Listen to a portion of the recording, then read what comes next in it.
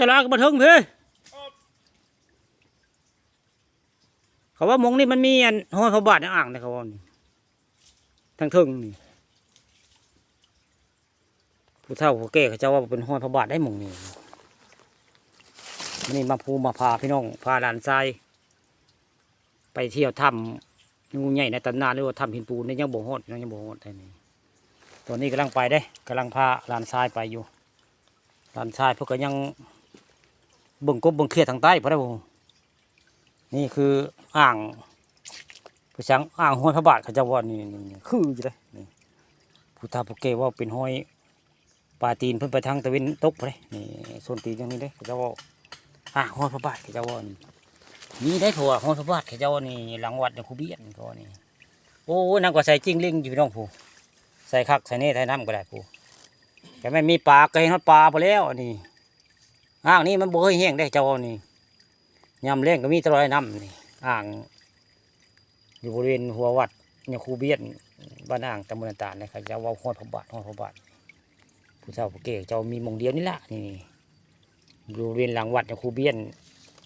บ้านนาอ่างตำบลนาตาลอำเภอเตางอยได้ตอนนี้กำลังสิไป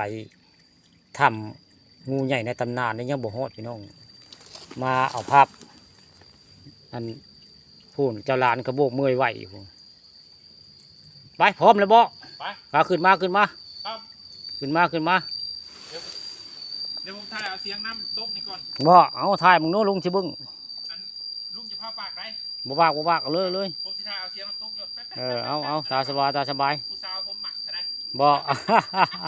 หมักน้ำตกเนาะผู้สาวผมหมักเสียงน้ำตกเอาถ่ายมึงนู้สลานเพิ่นสีถ่ายน้ำตกได้พวกเราทางใต้ได้อันนี้ก็เป็นหัวภูทางด้านหลังของวัดเจ้าคูเบียนได้พระเจ้าเขาเป็นห้อยพระบาทน้ำมงนี่เจ้าเป็นห้อยพระบาทจะก็น้ำใสจิ้งลิ่งคักแต่ผู้ถ้าไม่มีปลาก็คือเห็นก็โตไปแล้วนี่